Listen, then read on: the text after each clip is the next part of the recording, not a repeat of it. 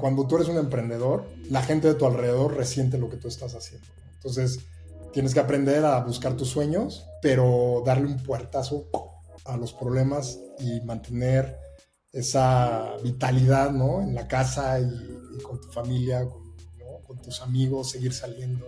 La consecución de objetivos en algo tan complejo sí tiene como varias implicaciones, más de las que uno cree cuando empieza. Acompáñanos en un episodio con Reginald Prudent, CEO y co-founder de Caustic, la fintech mexicana para los no bancarizados. Lo más importante que pueden aprender operadores y fundadores de esta entrevista es lo siguiente. Hay que prepararse constantemente, tanto personal como profesionalmente, para que cuando aparezca una oportunidad la puedas tomar desde la mejor posición posible. Siempre hay que avanzar lo más rápido posible, aunque a veces en fintech te van a frenar en seco o te harán esperar más tiempo del que te gustaría. En estas situaciones hay que ser resilientes y enfocarse en lo que sí se puede avanzar. Y 3. La usabilidad de tu producto la tiene que entender toda tu familia, tíos, primos, abuelos, para que sea realmente eficiente. Esperamos que disfruten este capítulo. Bienvenidos. Cuando el río suena. Ro, ¿cómo estás, hermano? ¿Qué tal? Muy bien. Qué gusto estar aquí grabando contigo. Del otro lado de la llamada tenemos a Reginald Prudent, quien es CEO y cofundador en Caustic. ¿Cómo estás, Reginald? ¿Qué tal? ¿Cómo estás? ¿Cómo estás, Artemio y Rod? ¿Todo bien? Todo en orden acá. Felices de conversar contigo. Estoy seguro que se viene una buena charla. Y justo nos encantaría preguntarte, Reginald, ¿qué es lo que no te cuentan de emprender en el sector fintech, ¿no? O sea, ¿cuáles son esos retos? Ya nos dijiste que lo que haya que hacer lo haces, pero ¿qué es eso donde un fundador en fintech se tiene que manchar las manos que tal vez pues no se espera cuando está haciendo apenas su business plan o cuando está leyendo el paper donde ve que hay justo una gran oportunidad de negocio en este sector? Yo venía del sector corporativo, ya tenía una experiencia en tecnología ya muy amplia antes. No comparan una con la otra. Pues tienes días muy estables, sabes exactamente lo que tienes procesos, procedimientos. Si no los tienes, estás en el proceso de ponerlos. Entonces todo es muy estándar, la innovación no depende de ti. En el otro lado es totalmente distinto, ¿no? Y además del lado corporativo, bueno, tienes la presión pues, por llegar a tus bonos y eres muy objective driven, ¿no? Y en este lado, pues es una cosa totalmente distinta, ¿no? El dinero que cada día que pasa y cada minuto que pasa, pues tiene que ver con tus propios recursos, ¿no? Y es tu propio tiempo. Yo creo que tienes un valor distinto al que puedes llegar, no sé, a tener como una persona que esté empleada para para una transnacional, un corporativo. Y la ventaja de haber conocido las dos cosas es que pues también entiendo muchos de los procesos que pasan en la parte formal, pero sí es muy distinto y tienen las personas que no tengan como que el vértigo para emprender algo y quererlo hacer rápido y al mismo tiempo la paciencia para saber cuándo hay que bajar las manos y ser paciente, mejor que ni se metan, porque esa es la clave del éxito en fintech. Es eso, ¿no? Es la resiliencia cuando las cosas van extremadamente lentas y tener mucha flexibilidad. Y la otra pues, es tú no perder tu propio vértigo. Ejemplo, en algún momento cuando estábamos negociando nuestro contrato para poder transaccionar con Visa, se complicaron algunas cosas. Y eso elongó un poco los tiempos. Pero lo que no puedes dejar es que esos tiempos sigan y tú te quedes sentado sin hacer nada. Hay un montón de cosas que se pueden seguir haciendo en el proceso. Entonces, como que si tú sacas tu mente de ese proceso de frustración y lo metes en un lugar en donde tengas que ir como extremadamente rápido, ayuda mucho. Y además te das cuenta que cuando pasa el tiempo, volteas hacia atrás y ves muchos avances, ¿no? Entonces, yo creo que es más un mindset. Yo creo que lo que tienes que hacer es saber, o sea, que tú no puedes bajar tu velocidad. Además, no te lo va a permitir. O sea, tu startup, o al menos de que hayas partido con un montón de fondeo, eso no te lo va a permitir. Tú vas a seguir con esa velocidad y vas a tener que seguir dándole con mucha rapidez.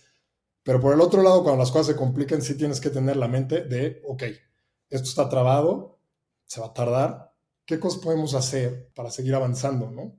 Y luego hay veces que se voltea, ¿no? Una vez que o sea, con el sector formal, y esto es muy bueno, ¿no? Te conectas, haces todo bien y de pronto las cosas fluyen maravillosamente. Entonces, el hecho de tener ese mindset de seguir avanzando, pues te obliga a regresarte a tu espacio en donde te estás quedando atrás y seguirlo ajustando, ¿no? Claro, qué valioso esto que nos comenta Reginald, porque lo hemos vivido también nosotros en el estudio de producto que tenemos en carne propia y es algo que hemos también repasado en este podcast un sinfín de ocasiones, pero siempre el sabor que le pone cada quien nos encanta. Luego sacamos como quotes particulares de momentos de mucho valor, ¿no? Del podcast para poderlo resumir a quien no tiene la oportunidad de ver completo. Y a mí siempre me encanta cuando ya detectamos una desde que lo estamos grabando, ¿no? Porque esta actitud de velocidad, alguna vez nos dijeron, bueno, si sientes que tienes el control de todo es que no estás yendo a la velocidad a la que podrías ir, ¿no? Que siempre se puede empujar para ir más rápido. Tan locos. Pero nos das el otro lado de la moneda, ¿no? Que es, bueno, a ver, a veces no se puede, ¿no? Y cuando no vaya a avanzar esa velocidad, no, sí. Ahí la pieza de sabiduría es, claro, pero ¿qué puedes ir adelantando mientras eso está trabado? No puedes dejar que te frene toda tu iniciativa. Sí, y mira, y hay muchas cosas, por ejemplo.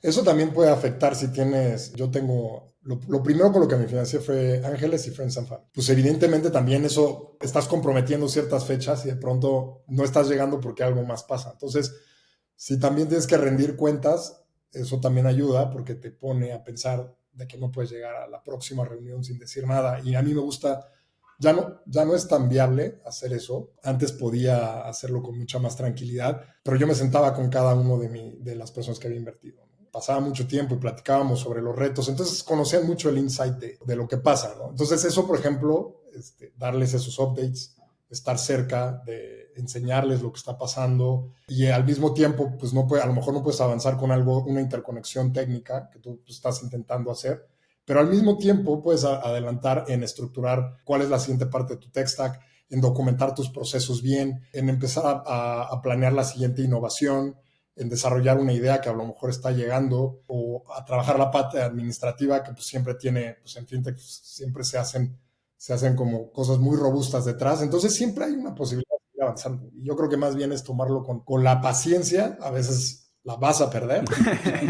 Spoiler alert. Sean calmados con ustedes mismos porque pues es uno, si es impaciente, pues lo es, ¿no? Pero pues ahora sí que perdónense a ustedes mismos y les va a pasar, tranquilos. Lo importante es no se sientan solos en ese proceso y yo creo que por eso este tipo de podcasts son muy importantes. Yo siempre me mantengo como informado, me gusta escuchar a gente que admiro o a gente que me parece que es muy buena y a veces sí medio te sientes solito. Entonces, si alguien está escuchando que está emprendiendo y que esté en este proceso, por favor esténse tranquilos porque, o sea, siempre hay estas partes en donde uno se frustra, en donde a veces hasta quieres tirar la toalla, pero que es importantísimo mantener como pues ya sabes, la visión de lo que quieres lograr y sobre todo si tienes un propósito, que es nuestro caso, pues todavía mejor, ¿no? Es nada más mantenerte sobre el propósito. 100%. Justo yo creo que un momento revelador de mi carrera como emprendedor, si así queremos llamarlo, fue en el momento en el que me topé con este libro de Shoe Dog que habla del CEO de Nike. Es como muy clásico en este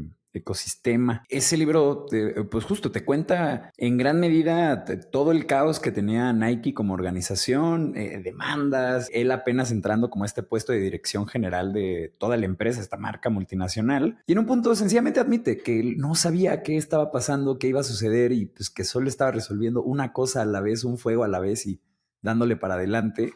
Y cuando ves que una corporación de ese tamaño, de ese estatus, vive después el tipo de caos imprevistos o frenos o cosas que no te esperas, dices, bueno, pues le aplica a todos, ¿no? No soy el único, no es como que yo esté haciendo mal las cosas, sencillamente tener una organización es caótico y pues la entropía siempre hace su papel en el tipo de cosas que intentamos ordenar, ¿no? Nada más no tengo a quién contarle, ¿no? Tal cual.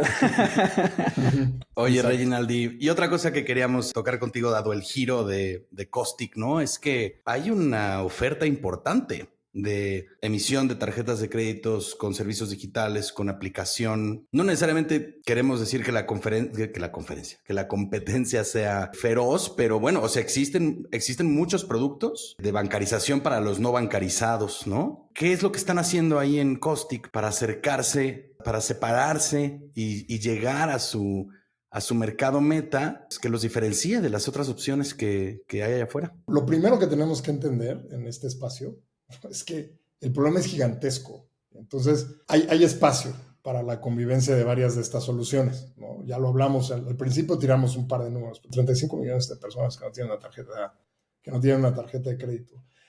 El 50% de la población en Latinoamérica está subbancarizada. 36 millones de personas que no tienen una tarjeta de de débito. Y esta cifra que te acabo de decir no está necesariamente actualizada, ¿me explico? O sea, ya estamos hablando de números grandes de saque, ¿no?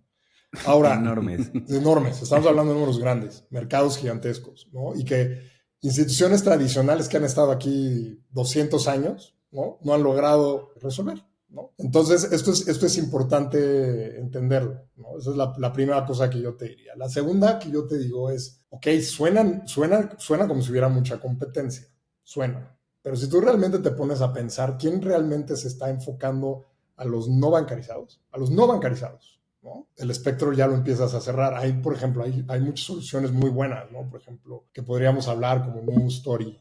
Bueno, pues ellos específicamente no están ubicándose. No, Story sí, pero por ejemplo, Nu no. Ellos son más subbancarizados o personas que estarían fully bancarizadas, pero que los están tomando en un momento más anterior, digámoslo, ¿no? Nosotros sí estamos diseñando una solución que puede usar a una persona bancarizada, pero también una no bancarizada. Y nosotros lo que tenemos en específico, pues, tengo un co-founder brillantísimo que se llama Gerardo. Y bueno, pues trabajamos en una manera muy específica, unos algoritmos que te pueden ayudar a entender si una persona puede ser sujeta de crédito sin la necesidad de tener un buró de crédito, ¿no? Porque esto es importante y es un poco el setup, ¿no? Si tú quieres una tarjeta de crédito, vas a un banco, les dices qué quieres. Pues te van a pedir, oye, dame tu comprobante de ingresos. No tienes que ser un no bancarizado para esto. O sea, esto a veces hasta desde ahí empiezan tus problemas, ¿no? Entonces, pues ya, bueno, tu recibo timbrado, llevas todas estas cosas, ¿no? Está recién, o sea, para algo que a lo mejor alguna persona que está escuchando el podcast se relaciona, está recién graduado, entonces no tienes ningún esquema de nada, entonces tienes que empezar a generar un pequeño historial para que luego llegue esa cosa. Bueno, o sea, ¿por qué tenemos que pasar por ahí? Como científico de decisiones, te puedo decir que nosotros podemos saber a través de los comportamientos que tú tienes en la vida si vas a ser un buen pagador o no, ¿no? Y muchos de esos comportamientos están alojados en tu celular. Entonces ahora resulta que uno de los elementos que sí tiene este país es una alta penetración de smartphones. El 95% de las interacciones con Internet se hacen a través de un smartphone. Solo el 30% se hace a través como lo estamos haciendo tú y yo. Entonces, si tienes algo que te acompaña todo el tiempo y que tiene tus comportamientos, mi pregunta es ¿por qué necesito un score crediticio de una institución tradicional que lo inventó en 1970, ¿no? Hay que usar la tecnología de la manera correcta y nosotros a lo mejor la solución que tú usas se parece a la tradicional, pero la posibilidad de llegar a tenerla, no. En eso somos de los pocos que lo estamos haciendo y nos sentimos orgullosos de hacerlo. Y somos una tarjeta inclusiva. Si la usas tú, Artemio, o tú, Rod, la vas a amar, ¿no? Porque te hace la vida sencilla y espérense después a lo que viene. Pero al mismo tiempo, si tú eres una persona que eres bien chambeador, que estás yendo todos los días a trabajar y que a lo mejor recibes tu dinero de manera, pues no sé, en efectivo o algo así, pero nosotros podemos entender tus comportamientos y entonces ver si eres una persona que es sujeta de crédito y entonces te lo damos. Entonces nosotros lo que estamos haciendo distinto es que sí te estamos dando la posibilidad de entrar, porque sí te estamos incluyendo. No estamos metiéndole criptomonedas, NFTs, no sé qué tantas. No. Plain vanilla, pero sí te ayudo a entrar. Y sí, mi tecnología está para cambiar exactamente ese problema que es el que yo quiero resolver, que es el de la bancarización, que es el de la injusticia que incluso las personas no se dan cuenta que tienen cuando empiezan a tener esta clase de desventajas en la vida. Una persona exitosa, ¿en qué se basa? 5 cosas, 3 cosas, ¿no? Yo tuve la experiencia de estar, una muy buena posibilidad, tengo una educación dual y he pasado por muchas cosas en la vida, como en el privilegio, como no en el privilegio. Y las personas que no están en el privilegio, que han logrado salir de esas circunstancias, tienen 3 cosas. Una, tuvieron acceso a educación. La segunda, tuvieron posibilidades de tener una buena chamba que les permitiera tener un ingreso estable. Y la tercera es, pudieron tener medios financieros para que después pudieran construir cosas mucho más grandes, tanto financiar sus negocios como construirse una casita y no tener que fincar en el piso de arriba. Entonces, lo que yo quiero resolver es esa parte. Quiero resolver el problema específico y en eso hemos planteado nuestra tecnología. Y ahí es donde está nuestra ventaja. Qué chido suena, vaya, como lo vulgar de la expresión, ¿no? Pero el cómo cuentas todo esto, porque varios ejemplos, justo yo creo que quien sea puede pensar de personas que tal vez venían de una posición menos privilegiada, pero que justo a partir de estos 3 elementos que mencionas, que están bien unidos, la neta, pero justo a partir de que, es que tú a partir de que ves una buena oportunidad y te apalancas de algo como un crédito, puede cambiar el trayecto de tu vida, ¿no? Lo que puede ser adquirir una propiedad comercial, hacer una adquisición de un activo que aumenta tu movilidad. O sea, son como estas pequeñas cosas que justo si tú tienes ya un ajedrez pues más estratégico respecto a cómo funcionan estas cosas, es lo que muchas veces te permite ponerte en una posición mucho más cómoda que la anterior. Y me llama muchísimo la atención la parte de los comportamientos, Reginald, porque o sea, entonces, por lo que entiendo ustedes, a quien llega le dicen, cámara, pásale, aquí está como este primer instrumento financiero que nadie te da, y ahí ustedes empiezan a ver sus comportamientos, ¿o hay un análisis previo? No, hay análisis previo. No es como que se los damos de frente, porque eso pues, tampoco es que haya tanta abundancia en la casa, muchacho. Pero lo que sí hacemos es un análisis previo. Y a ver, por ejemplo, estamos conectados a toda esa parte tradicional. O sea, también si quiero ver tu grupo, pues evidentemente lo veo, ¿no? Pero yo no paro ahí. Eso es como parte de la información adicional que yo voy tomando del ambiente, ¿no? Entonces lo que le decimos es, bueno, pues vamos y revisamos, ¿no? Si tiene de estos múltiples puntos que se tocan con el sistema tradicional, ¿no? Que pues, puede ser algún scoring, algún servicio, alguna cosa, ¿no? Entonces ya con eso ya sabemos. Pero si las respuestas son no, yo no te niego el producto. Lo que digo es, oye, pues dame chance de estudiarte un poquito, déjame ver algunas cosas de tu información, y si esa información nos dice que tienes comportamientos de ser buen pagador, entonces pues, te doy la línea de crédito. Perfecto, Reginald. Y algo que te queríamos también preguntar es en este eje justo, ¿no? de la inclusión, ¿cómo se ve su roadmap de producto? ¿Qué es lo que tienen planeado desarrollar o incluir justo para permitir que más personas puedan pues, acceder a sus servicios? ¿Cómo se ve un...? Mira, a ver, es que aquí hay que tener un balance entre lo que digo y lo que no digo, ¿no? Pero lo que sí les puedo decir es que, por ejemplo, hoy mi código está congelado. Entonces, yo tengo claro el producto que tengo, ¿no? Solo lo único que tengo que ir es estabilizando ciertas partes y irlas metiendo ya, prenderle los switches a esos microservicios, ¿no? Entonces, eso yo ya lo tengo más estabilizado. Pero la innovación grande es que dependemos también mucho de permisos y cosas así, entonces hay que esperar todavía un poquito, pero para aprender esos switches que a mí son los que más me emocionan hacia adelante, pues sí tenemos todavía que pasar por un par de procesos regulatorios importantes, ¿no? Y luego tenemos otra parte que estamos haciendo que va a ir más para aumentar la funcionalidad y hacer como tu banca más cotidiana, ¿no? Ahorita sí es como un muy, muy buen producto, pero sí tiene sus similitudes, ¿no? Con la tradicional, lo que sí es que pues, sí está diseñado como para gente trabajadora. Entonces, pues tú lo haces todo con un dedo, ¿no? Y con una mano, pensando pues, que si estás haciendo algo más, pues tienes que poderlo hacer así, ¿no? Y entonces sí tenemos esas filosofías de ir como mejorando esa parte, pero, hijo, el pipeline sí traigo algo bien interesante, pero mejor hablamos en unos 6 meses, nos volvemos a sentar y con gusto ¿Cómo les no? cuento la primicia o la aventamos, las aventamos a los 4 vientos. ¿Cómo no? Ponemos ahí el recordatorio en el calendario para que vuelvas al espacio a contarnos de esto. Sin duda, pero es algo que es algo que les va a encantar. O sea, eso sí puedo decirte. Ahí el hint, justo.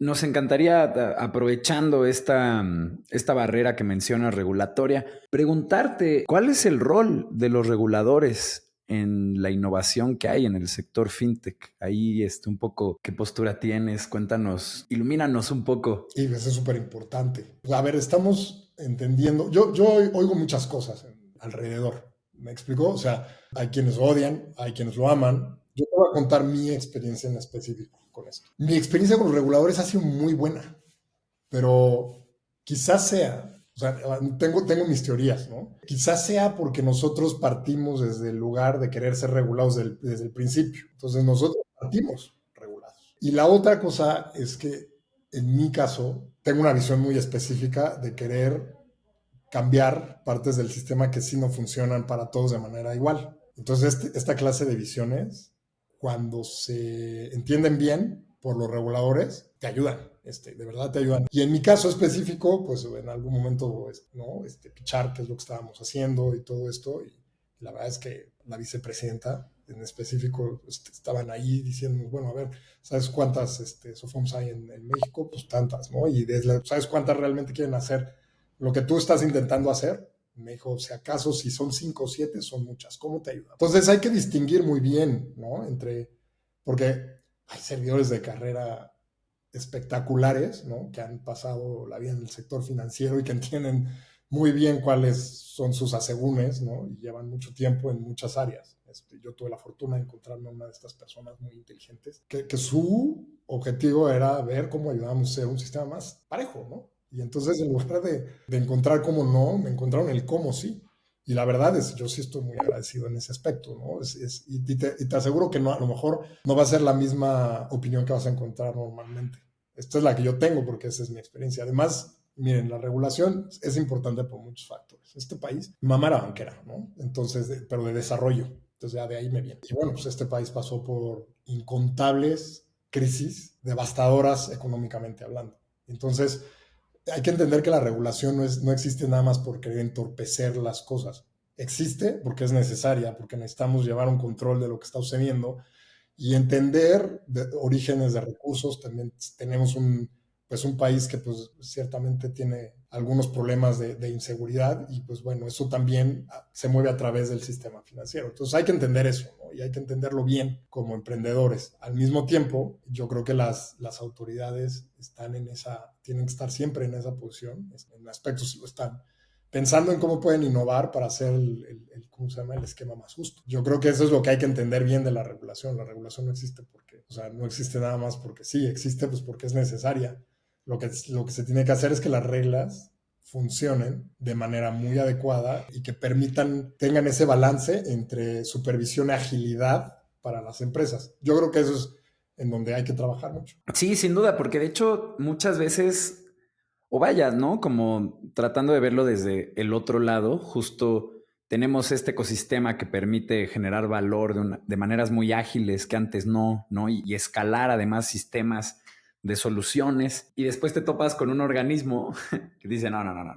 Espérate, bájale a 20, vamos a ver cómo vienes. Es más, frena mejor y vamos a checar todo el auto que traes. Y hay muchas posturas de gente que dice que realmente eso es lo que más está frenando en estos tiempos el factor de innovación en muchas de las iniciativas que hay. Sin embargo, justo con Rodrigo hemos tenido muchas charlas respecto pues bueno, a ver, justo como mencionas, ¿no? Se tienen que regular muchísimas cosas. ¿Hasta dónde es sano que exista esas barreras o esos checkpoints? Porque generalmente vienen de malas experiencias que sucedieron en el pasado. Correcto. ¿No? Y entonces... Mira, ponte a pensar en esto. Yo el primer mensaje que yo diría es, regulación buena o mala, si tú eres un innovador, tú no te vas a detener por eso. No te puedes detener porque las tasas de interés están altas. No te puedes detener porque tienes 4 o 5 pasos más que cumplir por la regulación. No te puedes detener por distintas ideologías en los gobiernos. No te puedes detener por nada. Si tú eres un emprendedor y realmente estás comprometido con lo que estás haciendo, eso tú lo vas a hacer. Ahora, segundo factor, dadas las circunstancias que hay, uno tiene que aprender a sofisticarse,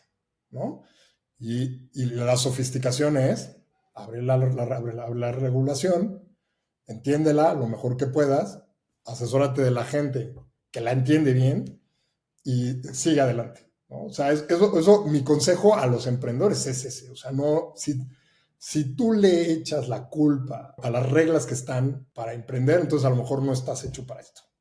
Eso es mi primer mensaje. Ahora, en términos de discusión ya más alejada y más macroeconómica, sí creo que una buena regulación te puede ayudar a ser más ágil y a agilizar los procesos de innovación. Entonces, por ahí, en un momento en donde México está en un momento de nearshoring y hay tanta visibilidad y tantos emprendimientos que han estado en su podcast, ¿no? Que están influenciando en estos en estos mismos lugares, pues sí sería muy interesante que pudiéramos ver ese lado positivo de cómo hacer esa regulación más ágil, más innovadora, ¿no? Y sería muy bueno. Pero tú estando aquí no tienes opción, no hay que hacerlo y punto. Y además, hasta si lo puedes entender bien, o sea, por ejemplo, checa Estados Unidos, ¿no? Ve lo que está pasando en el caso de las criptomonedas. Y tú dices, hijo, es que es algo tan sencillo. O sea, ¿quién audita si las posiciones de esas criptos las tiene, quien las dice tener? Y entonces de pronto dices, sí se debería quizás de estar supervisando y regular, y pues es por el bien del consumidor, ¿no? Pero tú como emprendedor ya deberías de estar viendo esto, no necesitas que alguien te lo venga a decir, tú deberías de darle esas certezas. Entonces, regulación o no, tú deberías de estar buscando la seguridad de tus clientes, punto, en todos los aspectos. Entonces es algo con lo que tienes que vivir intrínsecamente si vas a estar en fintech. Caustic, lo que significa caustic, es oro y con es amarillo, y si lo pones con algunos vocablos náhuatl, porque es una palabra náhuatl, significa metal precioso y producto de los dioses. ¿Por qué escogimos esta palabra? La escogimos específicamente porque tiene en un vocablo lo que nosotros esperamos de lo que creemos de nuestros clientes, que son como oro, y que su dinero es producto de los dioses y que nosotros lo vamos a cuidar con el trabajo que les ha costado a ellos ganarlo. Desde ahí tiene que partir tu filosofía, ¿sabes? Y tú dices, bueno, y esa filosofía que tiene que ver con la regulación, tiene que ver con que hay que buscar las mejores maneras de tener la lana de la gente que confía en ti segura. Y muchas veces la regulación está intentando evitar eso. Hay que entender eso, ¿no? Es otro enfoque. Y yo, como soy muy del enfoque positivo, no me gusta ver las barreras, sino a mí me gusta romperlas. Entonces, yo lo que les diría más es esta discusión tiene que acabar, ¿no? Debe de haber un entendimiento de que pues, quieres jugar en este segmento, así es, hay que hacerlo, y hay que hacerlo rápido, porque pues, si no te quitan las ideas, ¿no? Y al mismo tiempo, pues que haya pues, un grupo de personas que estemos o estén, ¿no? Trabajando por el bien de la innovación y colaborando, no enfrentando, sino colaborando con las instituciones tradicionales y con el gobierno para hacer las cosas mejores. Pero esa es mi óptica. No necesariamente es la verdad, ¿no? Claro. No, yo estoy completamente de tu lado. Cuando dejas que el mercado se regule solo, de repente ya alguien está desayunando patitas de bebés, o sea, como es un descontrol. O sea, la gente lo que hace por dinero cuando no hay un organismo que lo cuide, se les va de las manos. Se pone turbio. Me estaba viendo un... Sí, o a veces no se hace en mala intención, ¿eh? También. Simplemente, fíjate, estás expandiendo una barrera, una frontera desde el punto de vista tecnológico. Estamos de acuerdo que ustedes y yo estamos aquí porque estamos intentando entender cómo se extienden las fronteras o porque las estoy intentando extender. Entonces, cuando tú estás intentando aventar una frontera a través de productos tecnológicos, si hay posibilidades de que la vaya a cerrar, ¿no? Lo que ayuda es esto y es tener esta filosofía sabemos que al menos esta parte, ¿no? Que es la mínima indispensable para que la gente esté bien, pues está, ¿no? Eso es como hay que entenderlo. Nosotros estamos intentando llevar una frontera hacia los límites o incluso romperlas, ¿no? Y llegar a cosas nuevas y crear cosas nuevas, innovadoras, ¿no? Y la innovación conlleva riesgos y eso lo tienes que entender tú como emprendedor también, ¿no? O sea, por eso es importante. Sí hay que, por todos nuevos productos, hay que innovar, hay que hacer muchas cosas, ¿no? Pero sí es importante que también tengas esa certeza y esa tranquilidad de que no, pues mis básicos están bien, estoy cuidando no solo a mis clientes, también mi crecimiento y mi rentabilidad son sostenibles por esto. 100%. Venga, pues yo creo que con eso podemos irnos al intermedio de este programa. Me quedo mucho, Reginald, con lo que mencionas en que si tú eres un emprendedor, este tipo de cosas, si lo podemos ver como obstáculos, parte del proceso, lo que sea, son lo último que te tiene que frenar, ¿no? Al final del día, yo creo que un emprendedor que busca generar abundancia para la sociedad es un truth seeker, ¿no? Dirían en el sector de la ciencia o de la innovación, y al final del día, pues nada te detiene de eso, o sea, sean regulaciones, sean circunstancias, sean falta de recursos o nuevos paradigmas, ¿no? Pero vámonos al intermedio de este programa. Les recuerdo a toda la gente que nos pueden encontrar en LinkedIn como acueducto.studio. Ahí siempre estamos compartiendo valor dosificado que se genera en estas conversaciones, además de muchas noticias e iniciativas que tenemos para toda esta comunidad de gente que está construyendo cosas. Regresamos. Estás escuchando Cuando el río suena, un podcast de conversaciones con agentes expertos y emprendedores del mundo digital.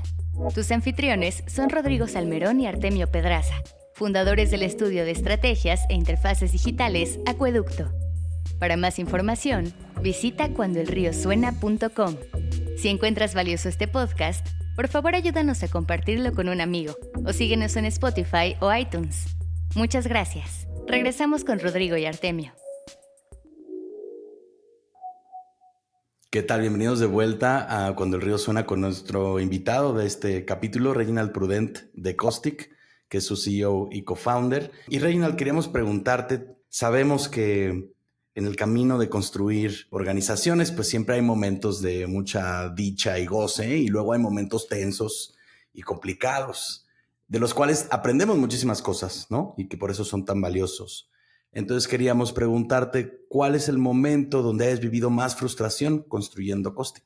No, yo creo que más bien, ya un poco lo tocamos. Yo creo que lo más importante para mí ha sido manejar la frustración en los momentos en donde he tenido que ser paciente. Por eso, ya ese learning ya lo traigo y por eso se los compartí antes. Hay momentos donde las partes tradicionales y no tradicionales interactúan, donde sí es muy complicado. Y la otra cosa que yo creo que no es, que tienes que aprender que así es que es de largo plazo la construcción de una empresa como esta, ¿no?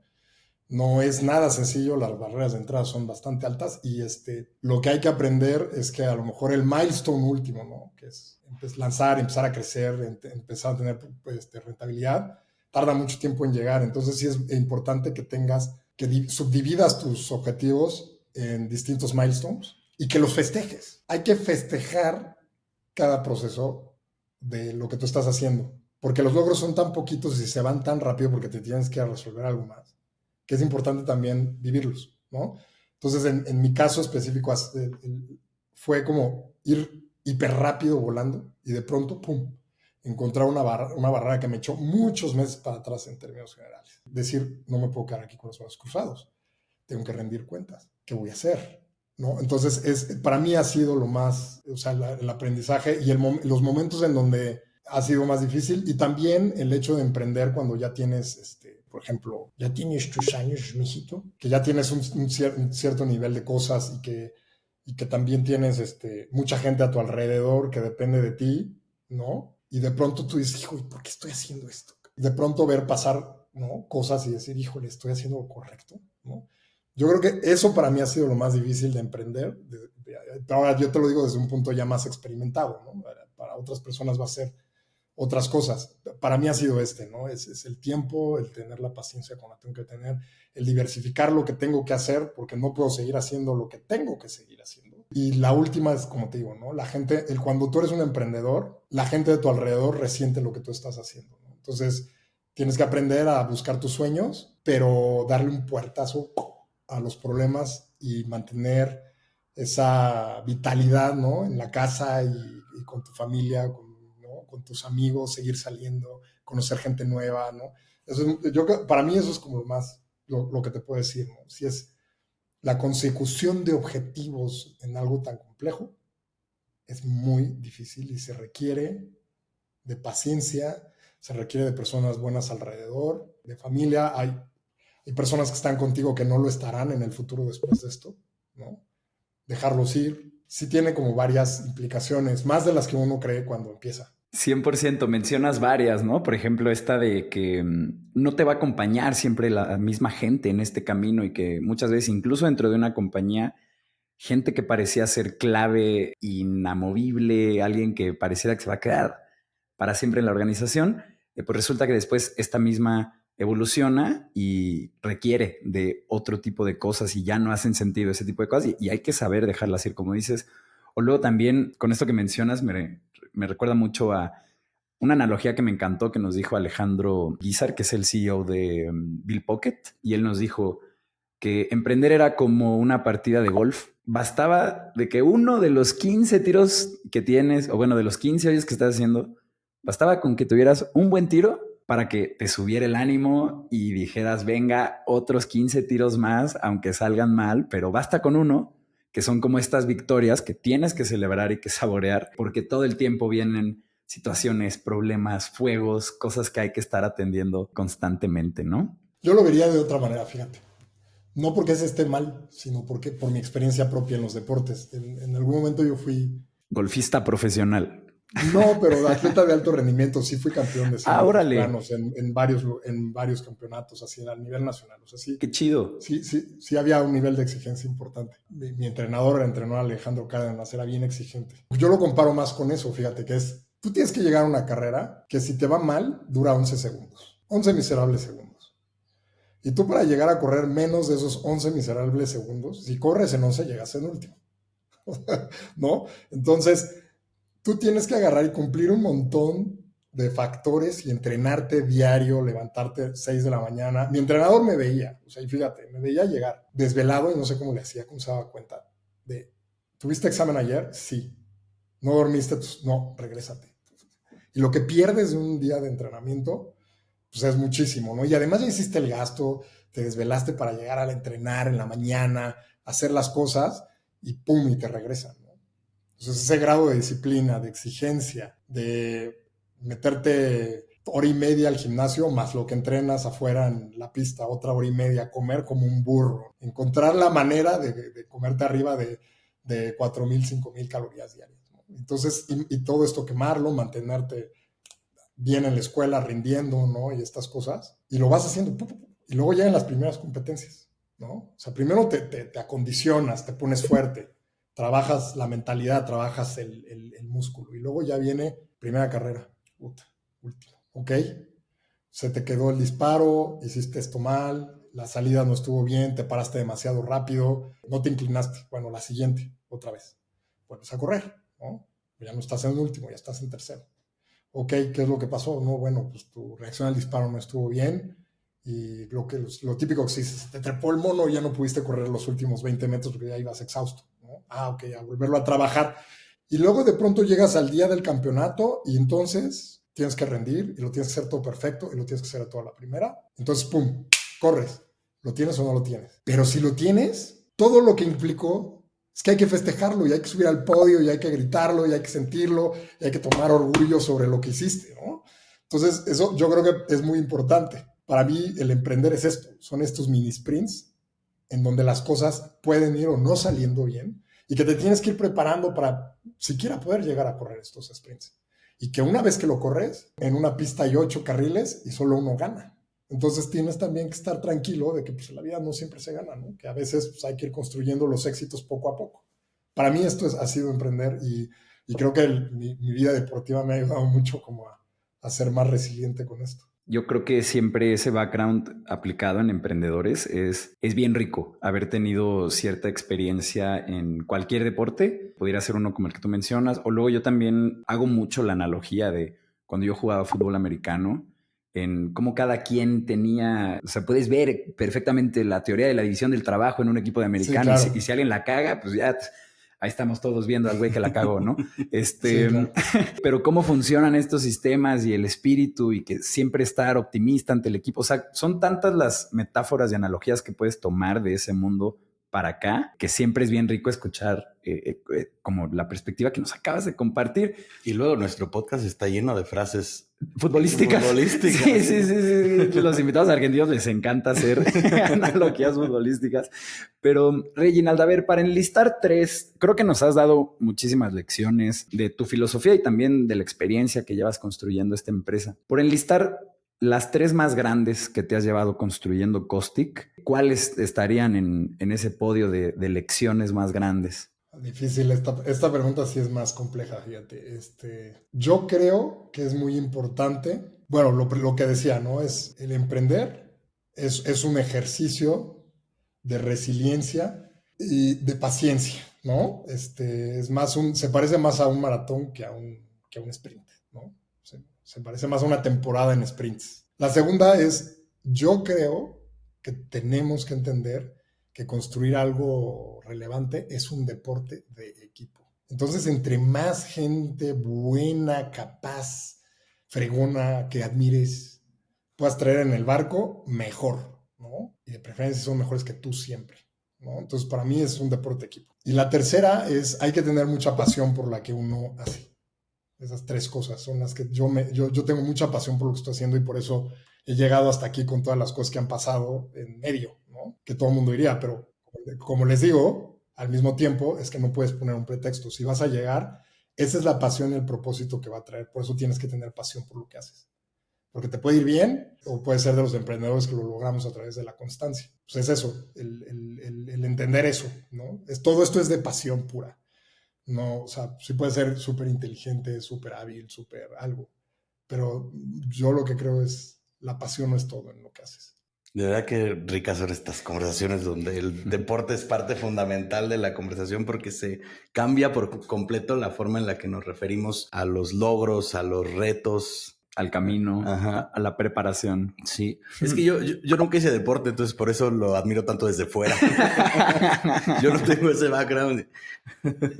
No, pero te gusta, ¿no? Al final del día lo que uno ve normalmente, y esto es súper bueno que lo acabas de mencionar, porque su podcast es una cosa que ayuda a meterte a las entrañas de lo que hace un emprendedor, porque muchas veces ves el anuncio y New Launch o ves que, no sé, ya tanto se volvieron unicornios y ves, pero es difícil a veces darse cuenta todo lo que hay detrás y todo el esfuerzo y sacrificio que puede llegar a tener, ¿no? En mi caso, pues no solo ha sido yo, es yo y mi familia han estado en esto, entonces mi logro no es mío, es nuestro logro y por eso lo traigo. Pero este podcast hace un poco eso, es entender cómo se juega el deporte. Entonces, a ti que a lo mejor tú dices, si te gusta verlos y no lo hiciste nunca, pues a veces puedes decir cómo es que, no sé, LeBron James ha logrado las cosas que ha hecho, Michael Jordan, por ejemplo, ¿no? Gente que a veces se pone a criticar, no, Checo Pérez, no sé qué, tiene el mejor coche, bueno, pero no saben lo que hay detrás, no saben todo el sacrificio para llegar ahí, lo difícil que es para un mexicano estar, o sea, y a veces hay que entenderlo, ¿sabes? Entonces, a veces es bueno verlo, pero también hay que entenderlo, es más rico. Entonces, pues, si tú lo hiciste es más fácil, pero si no lo hiciste, este tipo de programas pueden ayudarle a alguien que tiene una expectativa a poner su expectativa más acorde a la realidad y decir, órale, ok, o que ya lo estás haciendo, te sientes solo, ya te quieres dar por vencido y de pronto, pum, cabrón, yo estoy pasando por ahí, entonces a lo mejor debería darle un poquito más de tiempo a la cosa, ¿no? O sea, no lo veas yo no lo sé, no, es que esto es el detrás de cámaras, es el documental que está detrás de un deportista o de un emprendedor en este caso, ¿no? Claro, y sí, uno de nuestros, justo como mencionas, uno de nuestros ejes es que los emprendedores entiendan que pues, está bien cabrón. No, pero que la gente que está detrás, todas están pasando por las mismas cosas y pues nada más hay que aguantar y avanzar, ¿no? Y darle, tal cual. Lo único que sí es importante es que unos la pasan peor que otros, entonces sí hay que fundamentarse bien. O sea, yo creo que sí es importante estar informado, estar viendo, estar leyendo mucho, podcast, viendo qué es lo que sigue, las nuevas tendencias, porque también eso te alimenta, necesitas alimentar tu espíritu de alguna manera. Entonces hay quienes la pasan peor que otros, ¿no? Entre menos sustancia tengas, pues peor la pasas, ¿no? 100%, claro sí. No, o sea, a nosotros nos ha ayudado muchísimo leer la vida de los grandes creadores de organizaciones, ya sean políticas, privadas, gente self-made, gente que ya tenía cosas y las multiplicó, pero el ver esos casos muchas veces pues decimos como, sí, le hacemos como le hizo este man o esta persona o esta cosa que leímos y traemos y eso nos permite, sí, como ser más maleables. O el contrario también, ¿no? No le hacemos como le hizo porque la situación no es la misma, ¿no? O sea, también, como dices, poder comparar las experiencias estando lleno de material para poder entonces tomar las mejores decisiones porque, claro, si todo es por experiencia propia, pues tenemos muy pocos recursos, ¿no? No nos toca vivir todos esos problemas. Claro. Reynald, también te queríamos preguntar, ¿has vivido una parte importante de tu carrera en el extranjero, ¿no? Y este problema de la bancarización, digo, estará en muchos lugares, ¿no? Pero bueno, hemos estado hablando de cómo aquí en México, pues es un tema muy relevante.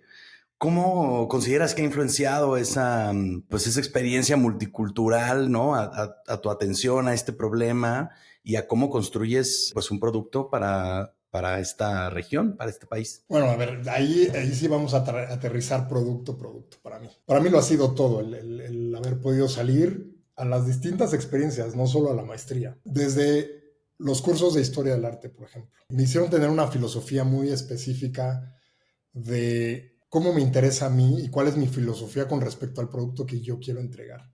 A mí no me gusta esta idea. O sea, me resisto a creer que tú, para venderle a la base de la pirámide, tienes que entregarles un producto su par y vendido con cumbia, ¿sabes? O sea, no lo puedo entender bien. Yo creo que, o sea, sí lo puedo entender porque conozco esta parte súper bien y súper básica, pero yo creo que pudimos hacer un esfuerzo mejor, ¿sabes? Y esos cursos de historia del arte me hicieron como ver las cosas de un ojo más crítico, más estético, más de buscarla, no es que la vas a encontrar, ¿no? Y que tienes los recursos para lograrla, pero buscar la perfección para entregársela a alguien y darle algo que le sirva, que lo quiera, que lo ame, ¿no? Entonces, esa es la primera que te diría, ¿no? Es no solo la parte muy formal de la educación, sino también la parte informal de salir y ver. Te voy a dar ejemplos, ¿no? De cosas que me encantan, de la historia del 480, de donde pues estaba todo oscuro y de pronto llega el Renacimiento y empieza a ver gente como Leonardo da Vinci que empiezan a pensar en cosas distintas y empiezan a creer en cosas y empiezan a cambiar el mundo que los rodea de distintas. Entonces de pronto llega Botticelli, Rafaelo, arquitectos, ingenieros, pintores y de pronto ¡boom!, ¿no? Entonces eso a mí me influenció mucho sobre todo en el creer en el cambio y en el entender que el producto que tú le vas a dar tiene que ver contigo y tiene que ver con lo que tú le vas a entregar a la persona de enfrente con cariño, con pasión y con amor, ¿no? Entonces la primera. Luego también, pues mi co-founder, de las personas más, ya se los dije, de las personas más brillantes que yo conozco, lo conocí en el LSI y estábamos justo en un momento donde pues, el mundo se había fundido porque había habido una crisis financiera gigantesca y decíamos, qué afortunados somos de poder estar aquí, ¿no? Y va a pasar un buen de tiempo antes de que pues, gente pueda volver a salir de maestrías becados. Él se fue por el CONACYT, yo me fui becado por Chevening y estudiamos en LSI, ¿no? Entonces, yo estudié ciencias de lesiones y él estudió investigación de operaciones.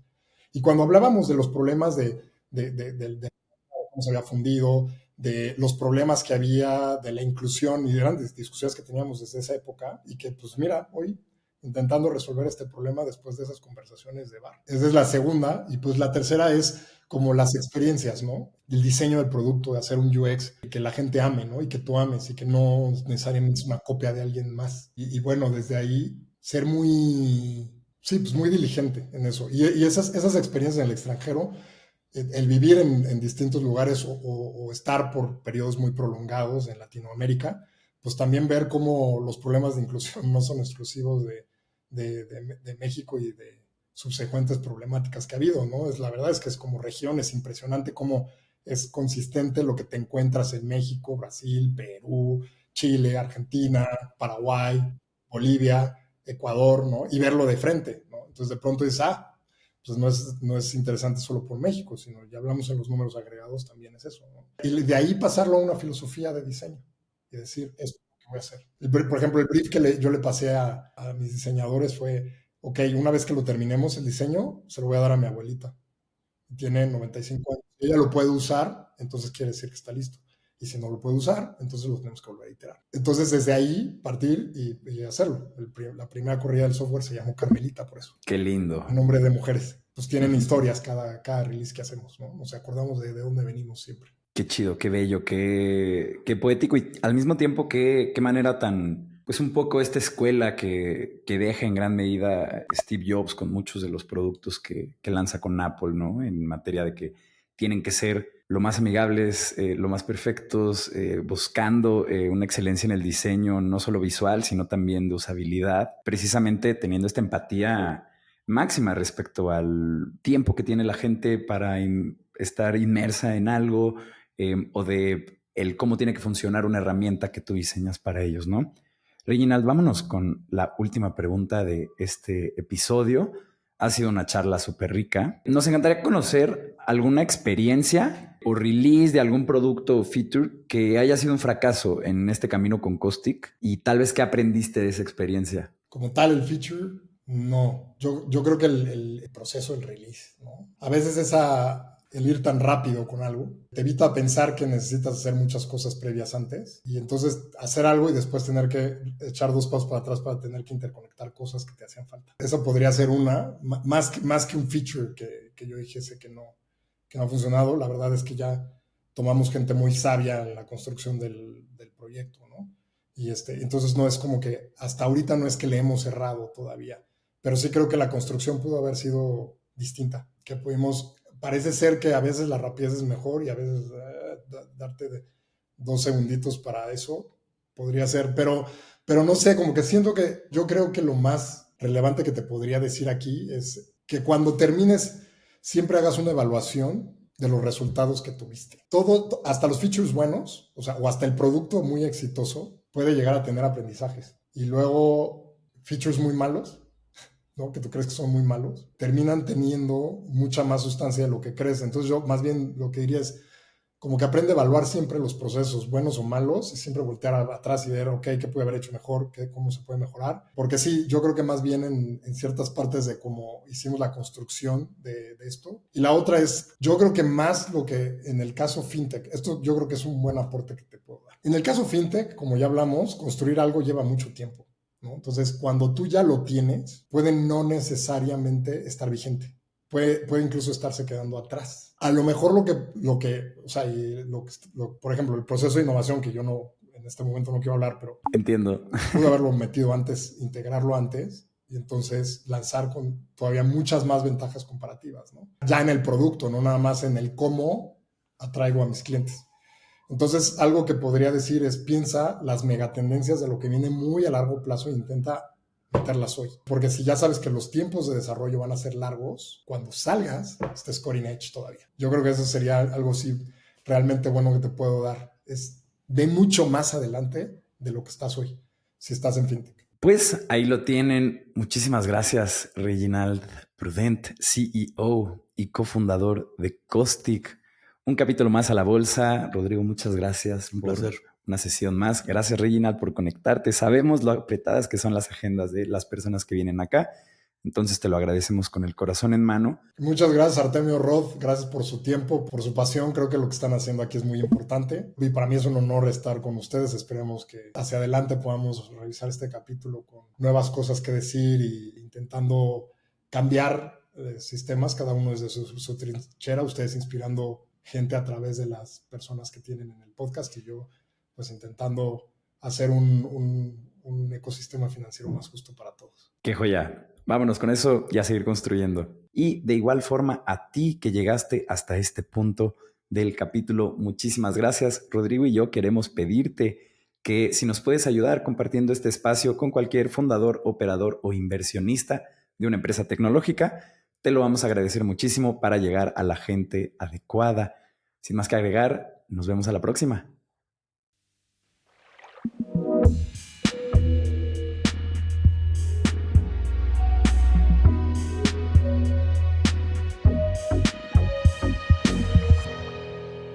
Cuando el río suena.